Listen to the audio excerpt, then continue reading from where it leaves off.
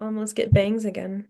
You actually look like I feel. Like I just got back from Amsterdam 15 hours ago, so I'm like pretty fucking high still. Uh Yeah. and and maybe traveling through time. I have no idea. I could be here, I could be there, I could be anywhere. It's all a haze. It's all a I've dirty. got terrible lighting, so yeah, there you go. And terrible skin. So you put the two together. And I don't actually have bangs, so there you have it. I've got a cat in my hand, so finally. You do. Hey, A welcome to cat the in the Two Month hand is Review. worth two in the Don't bucket. say I it. don't know. Let's Don't start it. say Not it. saying that. Don't say it. Welcome to 2 Month Review, the weekly podcast brought to you by Open Letter at the University of Rochester. We take a book, break it down, talk about it, have fun, make jokes. We are talking about, in this season, The Confidence Man by Herman Melville. Go back in time if you want to listen to those episodes. And Melvill by Rodrigo Frazan. Today, specifically, we go up to page 252, 245. I am Chad Post from Open Letter Books, joined as always by Brian Wood, author of Joytime Killbox. How you doing, Brian? Very well. I'm among the living, so I'm feeling good. We're all on the same continent this time. And Kaya Straumanis, editor at Open Letter Books and translator from the Latvian. How are you doing today, Kaya? Hello. I'm upright. Yeah, you you're doing pretty well. That's all I've got. Doing pretty well. So Yeah, you I guys think I'm think past my jet lag. you're past your jet lag? I think so. Maybe. I don't know. Solid, solid. So what did you get? I don't even know where to start with this. I've got nothing. I've got nothing going into here. But how did you guys like this section of Melville? Just to go right to the book. We usually banter, but I don't have any banter. Been traveling, as you know. Last week we recorded from Latvia. We're back in Kai and I are back in Minnesota or Wisconsin right now. I was in Amsterdam for a few days with my daughter. That was fun. That was a good time. Uh, I did Did smoke a you lot try of the weed. AK? Did you find the AK-47 and try it or no? So what we did was we would go into numerous coffee shops and just buy a pre-rolled joint of like Sure. pure non-tobacco laced sativa or indica, but usually sativa. And that didn't have time or that didn't have like a name to it generally. Gotcha. Okay. And also, like, I do have to say, like, I shit on Amsterdam's coffee shop culture for 1 second here. So great that you can just go into places and smoke weed and have a coffee. That's awesome. I'm all for that. However, like, it is a really un, it's like a very uninspired version of like what that could be. Like in America, we have like I know craft brewing is like the beta boy cuck of beer, and I'm there for that. I'm there for that, making fun of it. I'm there for the whole thing of it. And making fun of like craft weed is also very easy, like fish in a barrel sort of shooting. Hmm. But but at the same time, when you go into a place and they have like multiple listings and you're like, what's the difference between these? And they're like, that one's stronger. Like that's not really like you have no curation, you have no knowledge. And then like the places themselves are literally just like you go in and sit down and drink a coffee. Like there's no like community. It's not very like it's not like a bar like where you're watching a thing and talking to people. There's just people just sitting there. And there was one point where I got up and I was like half stumbled to the bathroom because like their stairwells are like, about this wide, like 4 inches wide and straight downstairs. And I was like, do these people think I'm high? And I was like, do they know I'm high? Like, are they aware? And realize that everyone's just there high, not speaking to each other. Like, it's a really unfriendly atmosphere for something that should be very, very, very opening and warm. So that's my take. Yeah, As we an need more introvert, American in community. Amsterdam. that sounds dreamy. I just wanna smoke my doobie and be left alone. Why isn't All right, anyone so asking me about the I have a Melville question for both of you. Have you seen the these fantastically mediocre Ron Howard film? I think it's called In the Heart of the Sea. I'm not. You mentioned this, but I'm not. You have not. Okay. Have not. I thought it was about So, that. I thought it was about Patrick O'Brien's books. oh, okay. Honestly, like no joke. Yeah. So, I don't know if I have the right title, but the gist of it is it opens with Herman Melville shows up in some ex-whaling town, knocks on a door, and he's going to interview the lone survivor that's still alive of the ship Essex, which the Pequod's based off of. All right, so he's gonna interview him, and the guy has like PTSD before there's such thing as PTSD because the ship sank and uh, they had like become cannibals to survive, and it was a pretty nasty affair. Um, but anyways, the guy says he's like kind of disappointed that Hawthorne wasn't there. And he's like, yeah, sorry, you just got me instead. And it's like, oh, yes, Hawthorne's a great writer. And he's like, yes, indeed he is. And like, maybe one day I'd be a great writer. Did you know of Melville's friendship and connection with Hawthorne? Was that something that was on your radar at all? You teed up the segue so well. Like that's brilliant. That's absolutely brilliant. Because Yeah, I was ignorant for the most part of it. Like I knew they knew like they're around the same time. I know they're contemporaries. I knew they lived near each other, but sort of. Yeah, they live yeah. near each other, but in terms of contemporaries, it's interesting because Hawthorne's 15 years older, 14, 15 years older, Mhm. which I think back in like the early 1800s, that's essentially like being middle-aged, right? Like Yeah. it'd be like me being friends with a 16-year-old. Like it was just a crazy time difference when you live to be 42. It's Um, fine if you do westerns that have a lot of killing in Also, them. if you're P. Diddy, don't matter. Like it's fine. Can you Um, imagine Cormac McCarthy at a P. Diddy party? just a little giddy up. Oh God.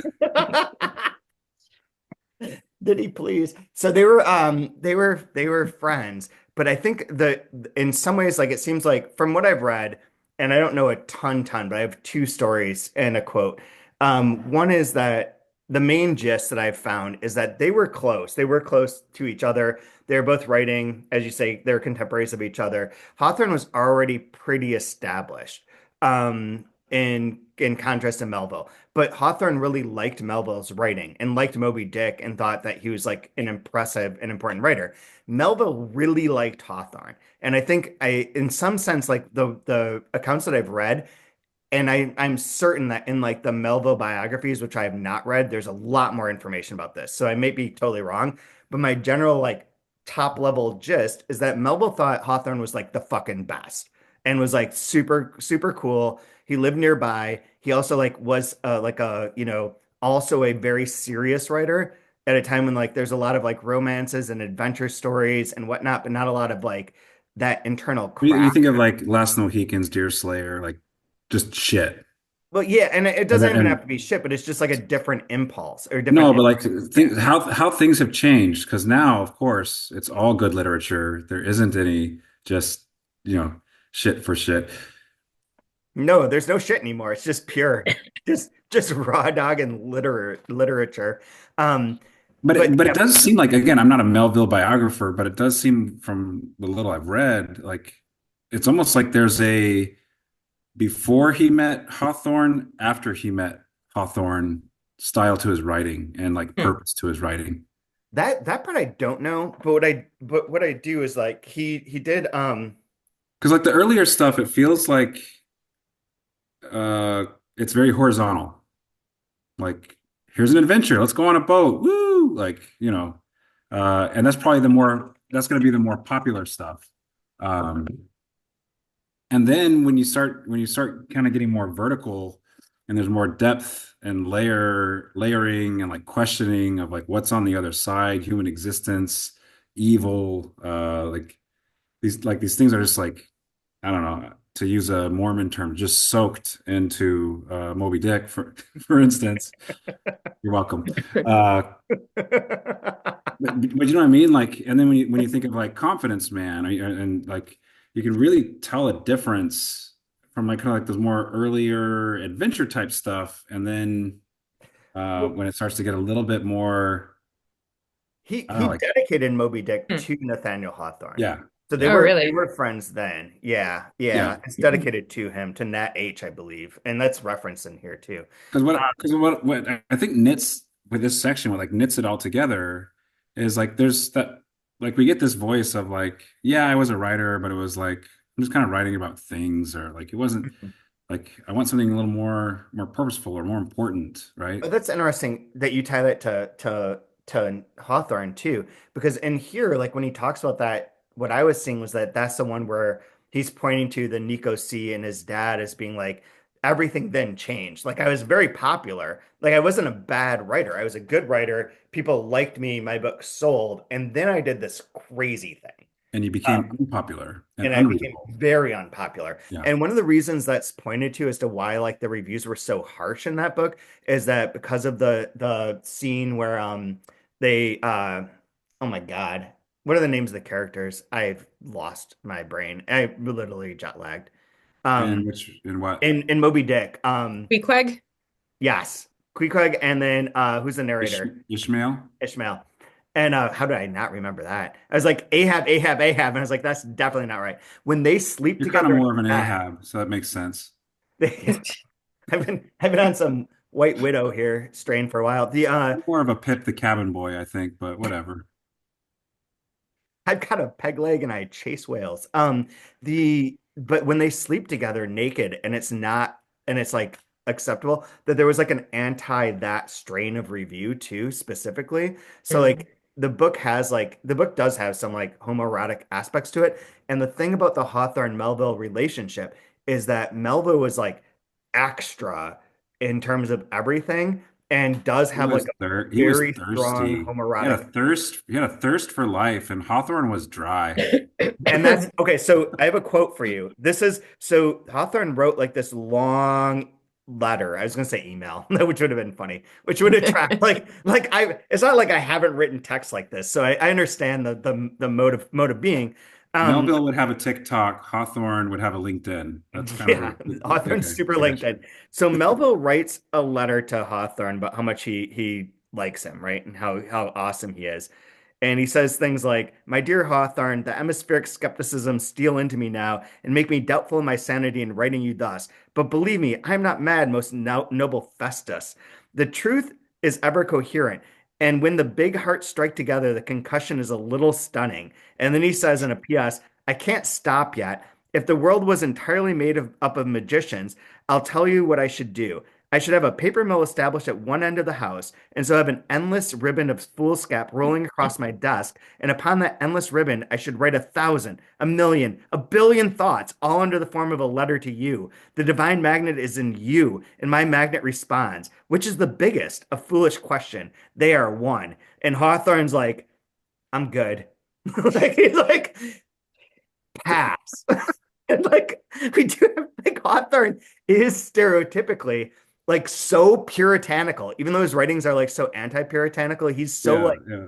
conveyed and writes as such a like, stuffy, A fuddy-duddy. He just writes back unsubscribe.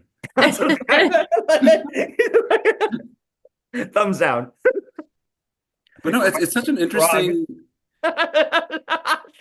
So like, here's the weird thing. And it also ties in really well with this section. Like, so when I started kind of like looking into this and reading up on it more, um, so I think he's like in the Boston area or something.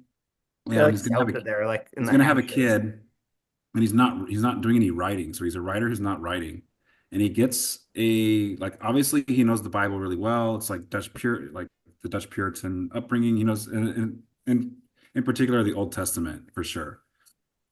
So like clearly like you see the Jonah stuff, all the Job stuff, and then like obviously Ishmael is like the discarded son, and then Ahab is the most wicked king Israel ever had. So like, Mhm. oh, cool, like got it.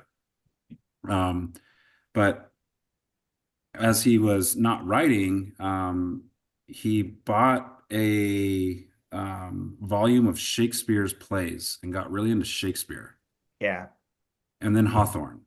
And then there's that review that he wrote for Hawthorne, and he starts mentioning like Hawthorne is like our Shakespeare, and then Hmm. there's correspondence that they have between the two of them where it's like it's kind of weird to think because Shakespeare's only a couple hundred years old at that point for them, and he's like, we can have that right here, right now with us. Yeah. And like, what kind of preposterous thing? Think of how preposterous it is for him to be thinking, like, why don't we have something like this here? And it could be us. And Yeah. within those circles, so it is them. Like, Hawthorne, like, yeah, we're gonna be reading him hundreds of years from now. Moby Dick, we'll be reading 1,000 years from like, yeah, you did it. You kind of check that box. And then like shortly after him, like 1855, is Leaves of Grass. Yeah. Yeah, they were living in New York City, like like I don't know if they ever saw each other, but like they were in the same circles there. It's like, Well, so I think he that's a does. weird prophecy that actually did a preposterous thing that actually did come true. That's true. Like there's quotes from that review and letter in the article I'm looking at too, um, What was in it which he called? says, The Mosses or the what was he reviewing? It was something "Oh, Mosses. that's what I'm trying to Um, find the story collection." I got it here. Hold on. Moss is from an old manse in a literary world. Yeah. And Melville reviewed it as, quote, a Virginian spending July in Vermont, both of which were lies. Um, or both geographical references in there are lies. But it's a long review, and he says, like, in this world of lies, after comparing Hawthorne to Shakespeare, writes, in this world of lies, truth is forced to fly like a sacred white doe in the woodlands, and only by cunning glimpses will she reveal herself, as in Shakespeare and other masters of the great art of telling the truth, even though it be covertly and by snatches. And that begins, I think, their relationship starts off of that review, which is also kind of cool. Like what you're saying, like for someone to be like, not only am I reviewing this book of this person I really like, but they are like the greatest writer. And Hawthorne, like I do like Hawthorne. I read The House of Seven Gables not that long ago, like I don't know, a couple summers ago, when first for whatever reason. And it's really interesting because he is very like dark about about human nature. Like he doesn't believe good things Yeah. about humanity. And that's Mhm. kind of like the anti-puritanical sentiment and like fits in with Confidence Man. And at the same time, and also like Hawthorne's grandfather, I forget what it would be, probably grandfather, was one of the Salem witch trial judges who Oh no didn't shit. repent and said like, no, those were fucking witches. Like, no doubt. So Shit. he has like a lot of like weird guilt that comes through in his books, but like Mhm. they are also like fucking boring, like fucking tedious to read. Like writing from that era is wonderful in certain ways, but also fucking tedious. Like I don't want to deny that or pretend like it's other than that. I struggled my way through it. I read it. I was just like consistently like, okay, I can do like 10 pages of this, and then I'm like, I'm good for now. No offense to Hawthorne fans out there. I don't diss him. It's just not always my thing. I need some speed. Do you think if his Too much, grandfather or too much great speed. grandfather had not have been part of the Salem witch trials, he would have ended up more in like a Mary Shelley camp of things, doing some pretty raunchy sci-fi I don't. fantasy Yeah, fiction, yeah, right. He's doing like what would have been doing fanfic at witch that time, porn. like Dracula fanfic. Just Yeah, like yeah, yeah, yeah. writing. But it's He's interesting, like Twilight. like how Those are the seven different the Twilights. personalities are, but the impression that Hawthorne has on Melville. That's the part that I don't know that I can speak to because like in terms of their actual styles, I see them as quite different. Even though they're both of like that period that like House of Seven Gables is so stringent and so like Mhm. so restrained and so like specifically like Well, uh they talk about the same thing in different ways. yeah, and whereas It's the Melville same seems much more subject like matter. It's the same like dark humanity. Like it's the priest that's the bad person. It's not Hester. Like, you know what I mean? Like uh it's it's all the whites on the boat that yeah. are the evil monsters. It's not the quote savages that are on, like they're all the beautiful ones. Like they talk about the same things, just doing it a different way. But but there's like a madness to Melville that Hawthorne doesn't have. Like he's like further away. He's so further away. Yeah, yeah, So yeah. much more rigid. I was thinking of Moby Dick and like the songs. Like a chapter will just be a song or like people speaking on the boat, like the workers, like what they're singing at night and walking around talking. Like that sort of like out of nowhere, like individual character vocalisms. That's not a Hawthorne. Hawthorne has like No, complete control at all times. yeah, yeah. And Moby Dick has like a sense of like it being from I somewhere like else. the play within like Hawthorne's not gonna have a play within a song and like a captain come out and there's like yeah, there's like a postmodern madness to To Moby Dick. Melville's world. Yeah, I don't know if it's I from just have to tell you Scurvy guys, or. or I It's just what? got from a Scurvy.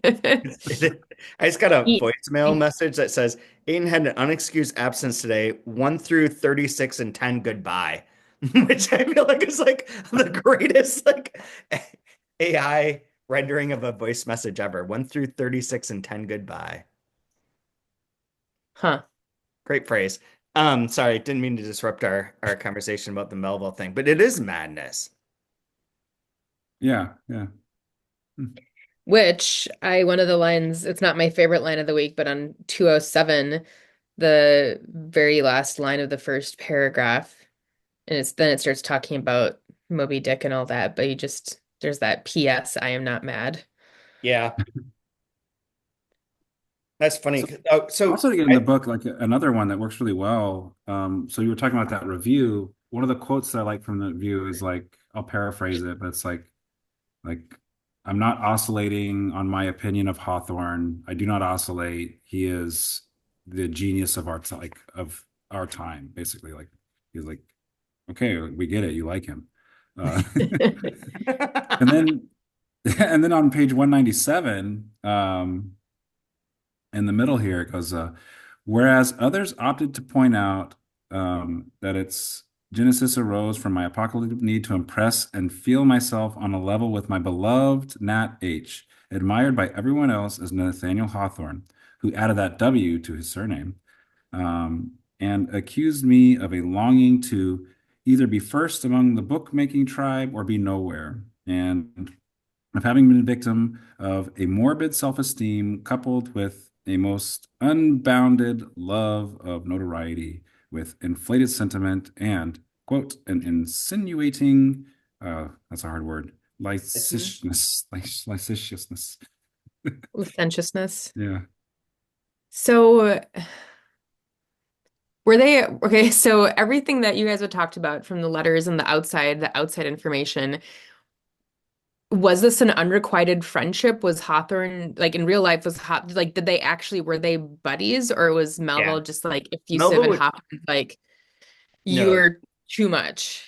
no, they visited, they were close. Like Okay. they lived close enough. Like I think Hawthorne's at Brook Farm at that time, which is like one of those quasi utopian They were cult in the communities. Berkshires and like they were like picnicking together Yeah, and Okay. yeah, like They're yeah, just they're kind of there. Like like Melville a comes over a literary lot, a they're lot. just kind of like a literary yin yang then. Like Melville's super effusive and Hawthorne is very like succinct. but I get And then the at some sense point that it like stopped. Melville started kind of rubbing on him the wrong way, like would made him cool off with their friendship, where it's kind of like, I dude, think relax. I think Yeah.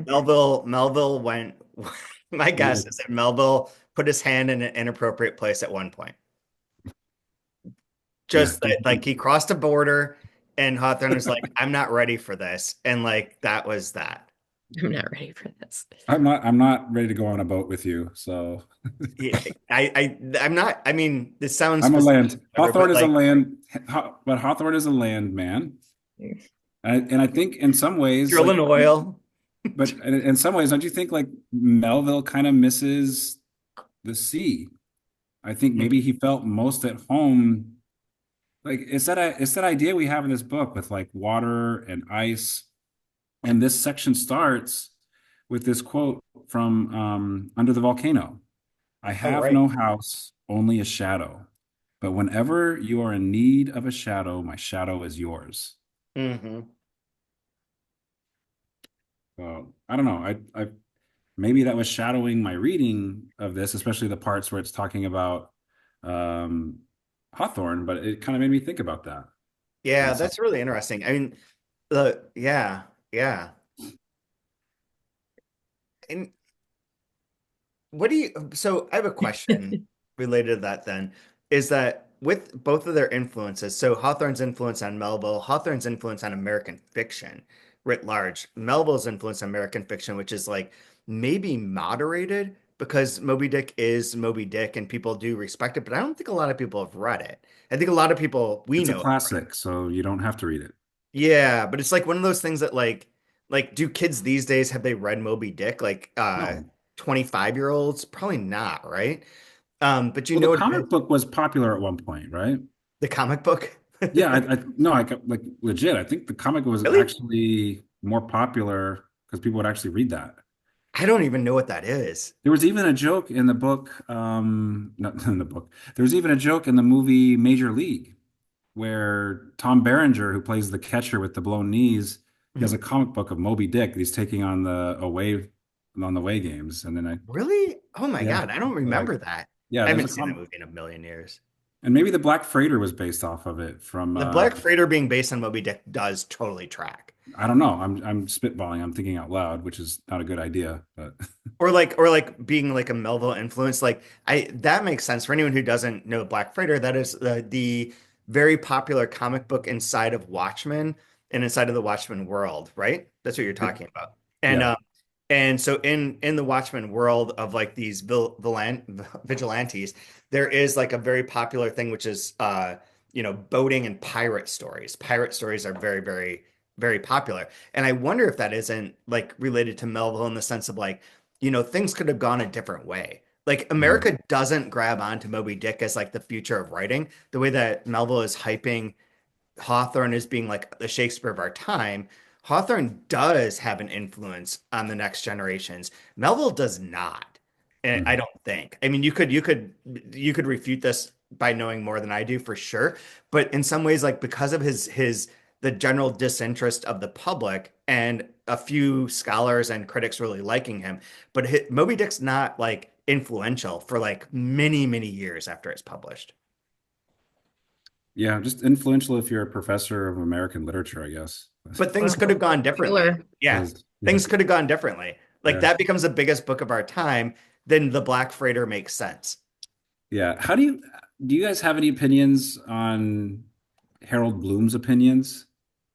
I like Harold Bloom, but I Uh-huh. don't know that aside from like having like when I was in college, I guess just out of like 26 years ago, I read some of his stuff, but since then I've not.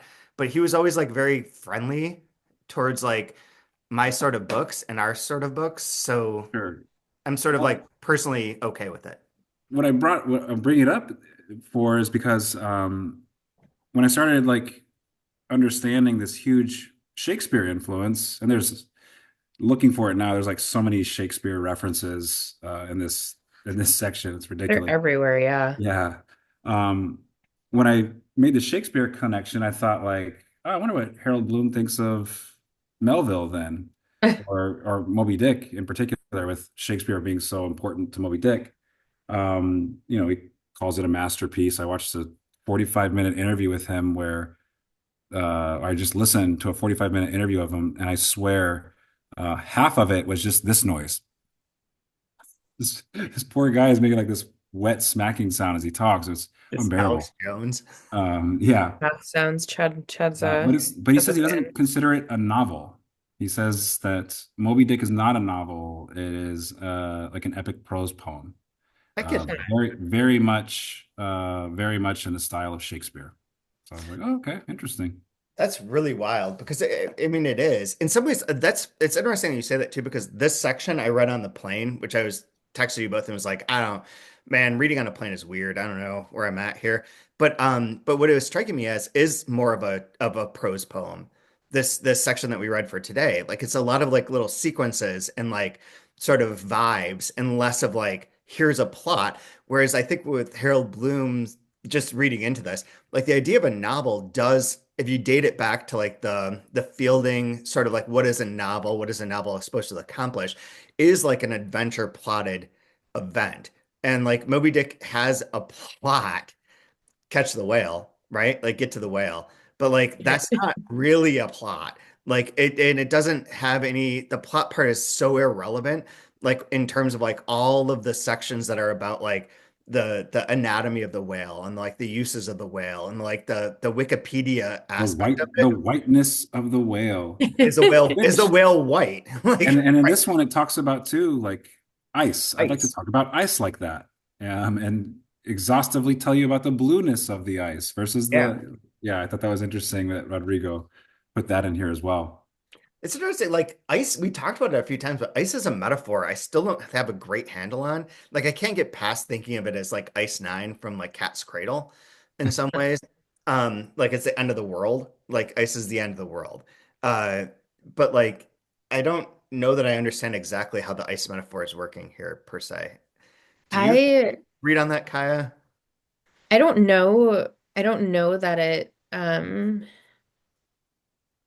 don't know that it helps in the terms of metaphor, but like we started watching 100 Years of Solitude on Netflix while we were in Latvia, and there's this scene where the Jose, is it Jose Arcadio, the main guy, where he takes his kids to go see ice, and so that was playing in my mind. But um, I mean, in terms of metaphor, but on 193, Yeah.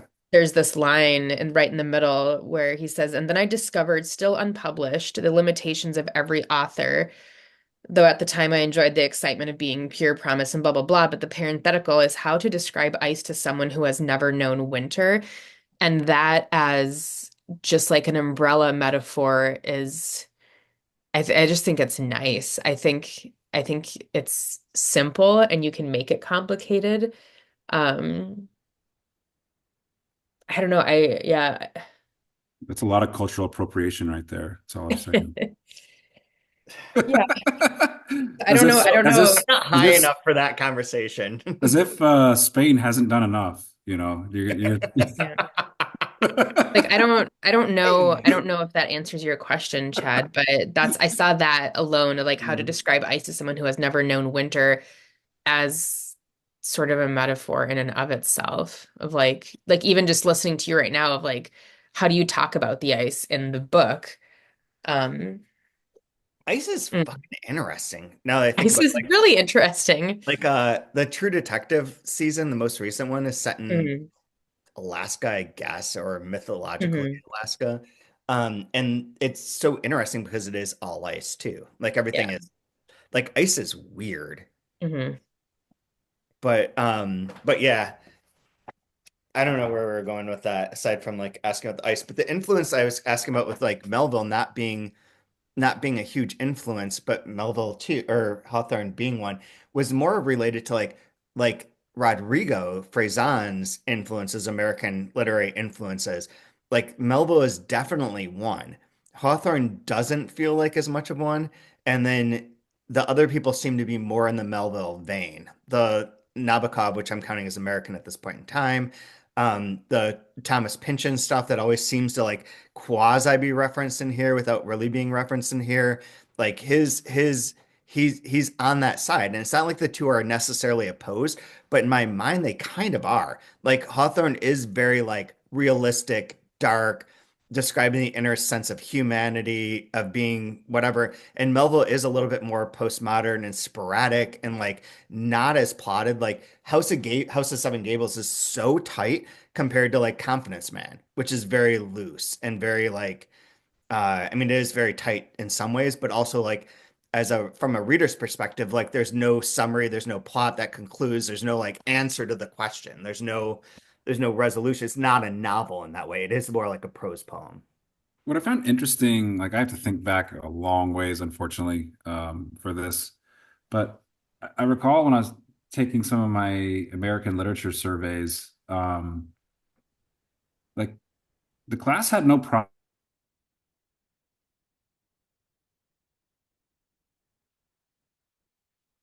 discussion. People would talk, like uh, it was really easy to read Scarlet Letter, no problem. The short stories, no problem.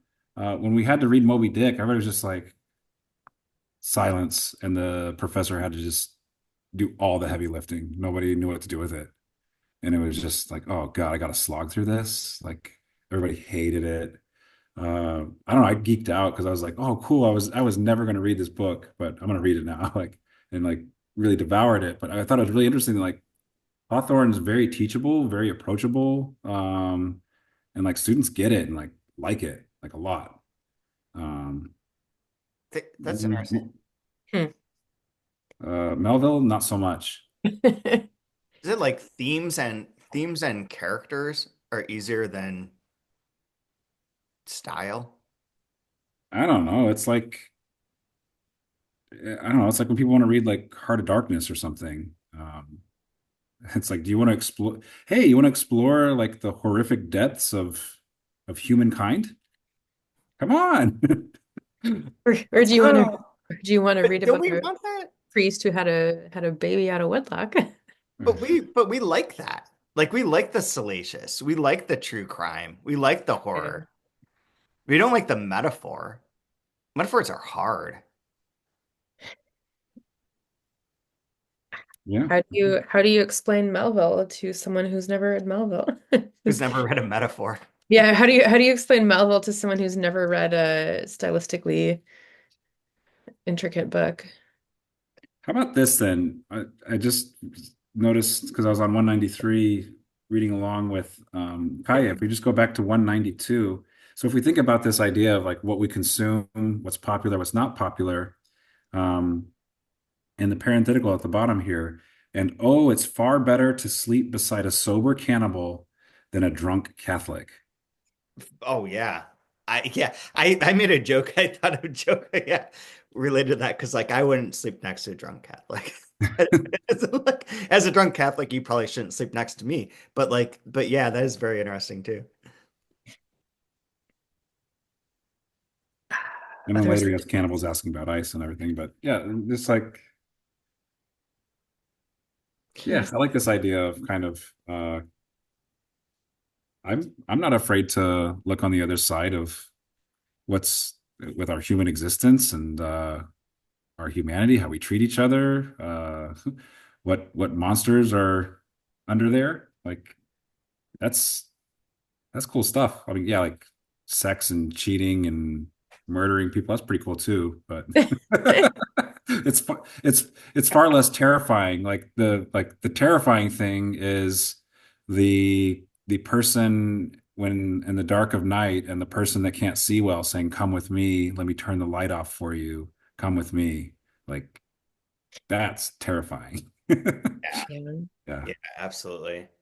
Absolutely. I don't know if we want to even summarize this section of the book, but more or less he's I like my feeling, I don't know if you guys have a different thing, was that it was kind of like a tone poem. Like you go through different parts of life, he's sort of jumping around a little bit, telling his story of like how he writes these books, Moby Dick being strange, but also like I can see everything everywhere at various points in time. Yeah, And his sons die, and he reflects on like that's the flip side of having your parent die is having your sons die before you die. And like mm, that's also like disturbing, but it has these little like moments and they're very quotable and it's very well written and very done. But in terms of like summarizing it as a plot moving forward, I don't have a lot to say about it. It was really like sitting with the this interpretation, this representation of Melville himself, and like with like the little twist of being kind of unmoored in time a little bit. for sure. I enjoy it because I enjoyed this section because it is a break. It is a little respite. It feels lighter than the previous sections. And I don't mean tonally, just like um there are whole passages, and I'm looking now, one of the ones that I marked, oh, on 204, where we're just getting like a list of all of these superstitions Mm. for I think it's just for sailors, but like, you know, you always take care of the cat because they hunt rodents, and you honor cormorants, and you never sail on a Friday, and you always sail on a Sunday, and you don't think too much about Jesus on the other days, like the tattoo animals on your I love this like superstition dump. Um and this I like little details like that. And so I feel like in a book like this, and with a writer like Rodrigo, I do appreciate these moments of, um, I think it kind of steps away from the referential and having to know about Hawthorne. Like I had to look it up earlier this morning, Chad mentioned, just like reminded about the Hawthorne thing, and my literal response was, I don't know that I've read any Hawthorne. And then I had to look it up. I'm like, oh yeah, I have read Scarlet Letter, but I don't think about it. Yeah. Um, so I think it is nice to get kind of a break, which negates, it sounds like I'm negating it, but it's nice to get a little break from the other parts, and you also get to see the other ways in which Rodrigo can write and can present this information. I think it's wildly enjoyable. And one of the things that surprised me the most is that like we read this book, we worked on this book, we went over, Chad edited with Will and like, I proofed it and laid it out, and we're looking at this book for so long. I don't remember a fucking thing when I start reading one section to the next. Like it reads new to me, and I love that because it's enjoyable. Oh, I was gonna say it's that forgettable. Yeah, it's so forgettable. Why are we here?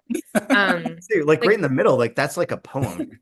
yeah, yeah. Forgettability. Well, in the sense that like every time you start it, it's like kind of feels like a new thing. Like I don't Yeah. really like the way that memory is built for me anyways is like based on, even though I hate plot, based on plot.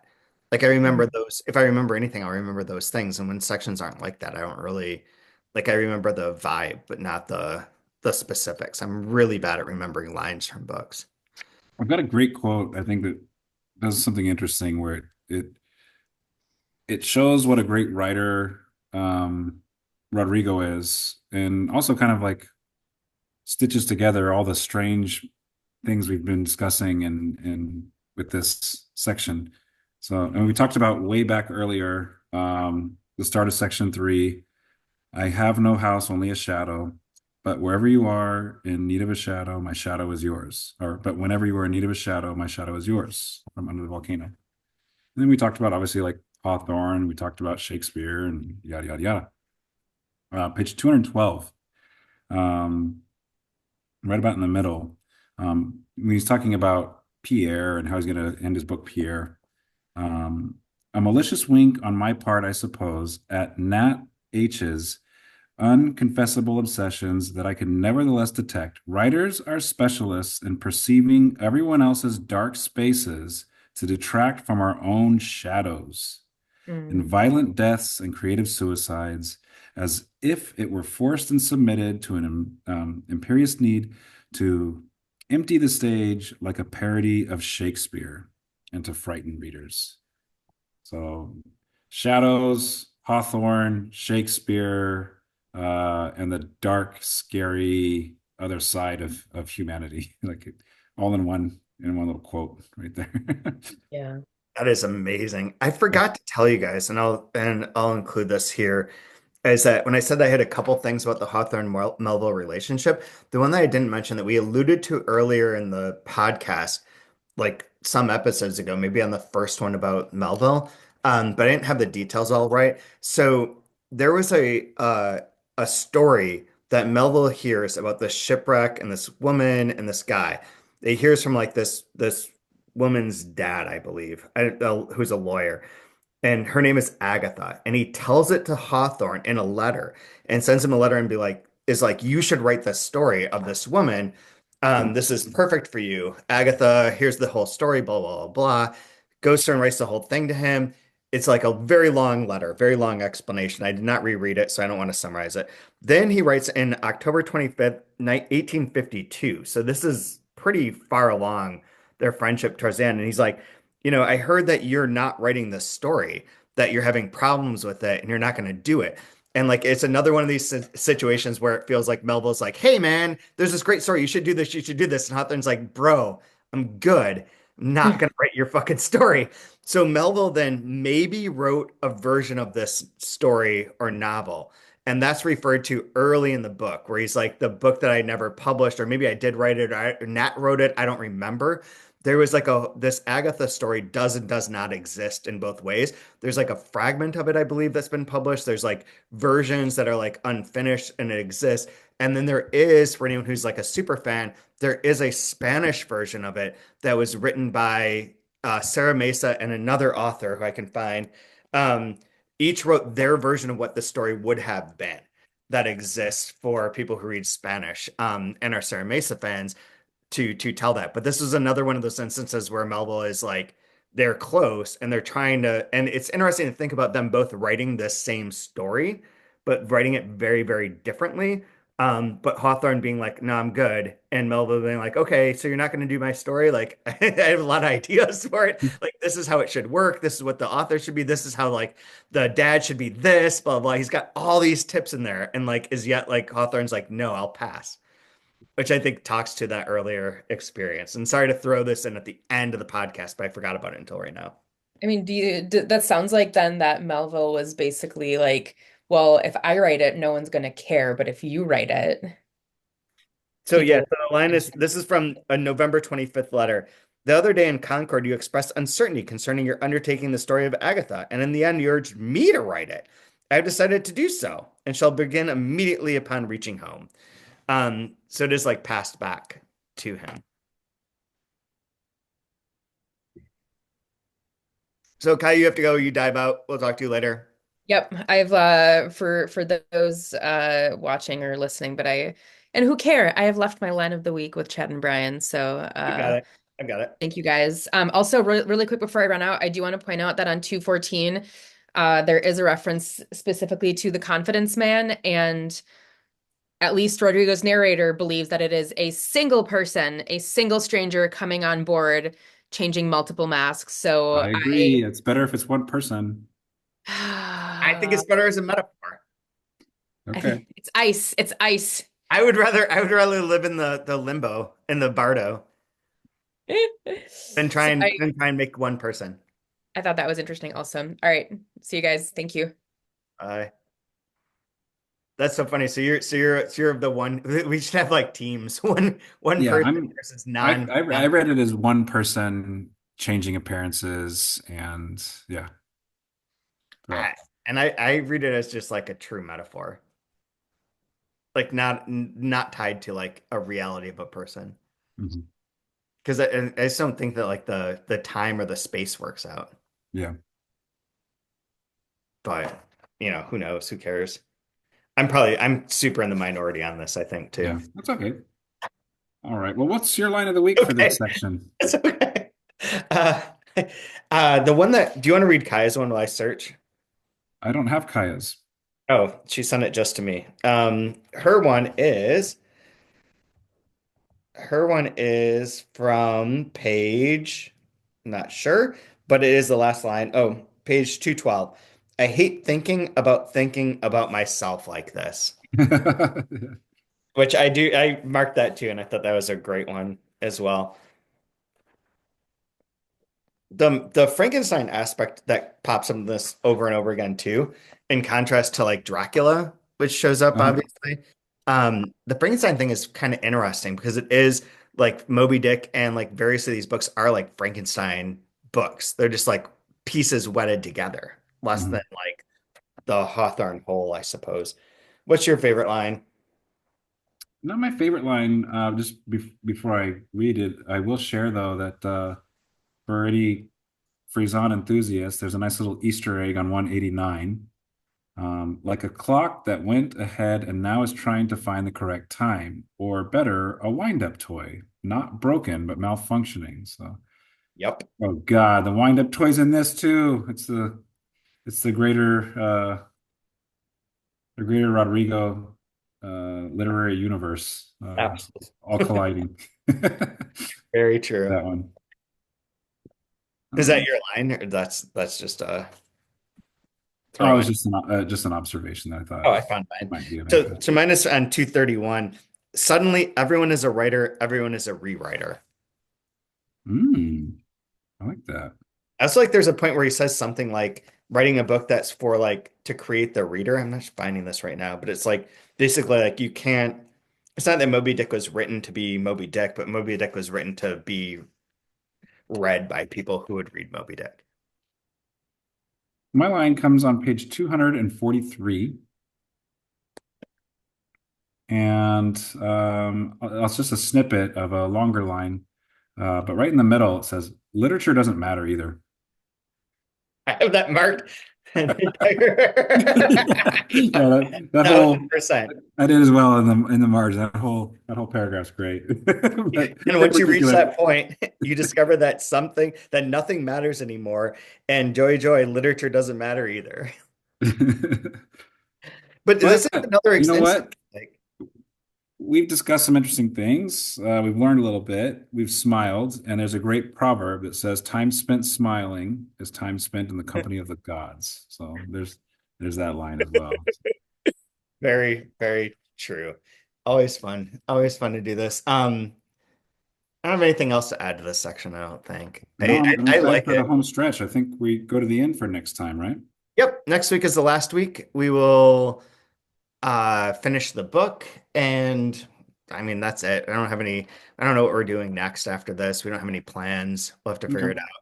So we maybe we'll have an announcement. Maybe we'll announce what's next, what's coming next. But Ooh, other than that, we'll finish next week. You can always find us on Blue Sky and Instagram and on YouTube if you're watching. Smash the like button. Be sure and follow the right uh, podcast feed. If you're following it on Apple or on Spotify, be sure and click through. I've got both the links at the top of this. The other one is no longer in service after next week. And also, I couldn't update because of Latvia blocking my VPN, which is interesting. I feel like I was being watched by the Russians. I'm not sure how I got through security, to be honest, to get back into this country. But I couldn't upload it. So like you could only if you're listening to this on Apple or Spotify, you're on the right feed. Stay with that one because the other one, not only is it going away, but I can't update it at the moment because I was blocked. So the do that. Otherwise, tell your friends, blah, blah, blah. If you're interested, I have one last plug. If you're interested in things Delkey Archive, I wrote a 5-part series for Substack that covered just an initial overview and then one book from every single year of Delkey's history. So 40 books are covered. It's pretty insane. super fun. I like that. Broke my brain. Yeah. But and yeah, check it out. Enjoy it. I'll link to the first one on here and you can find it on Substack and so on and so forth. But otherwise, have a good week. Glad everyone's into the new year. Got any final joke there, Brian? No, I think I'm gonna soak up some more Moby Dick now. Might as well.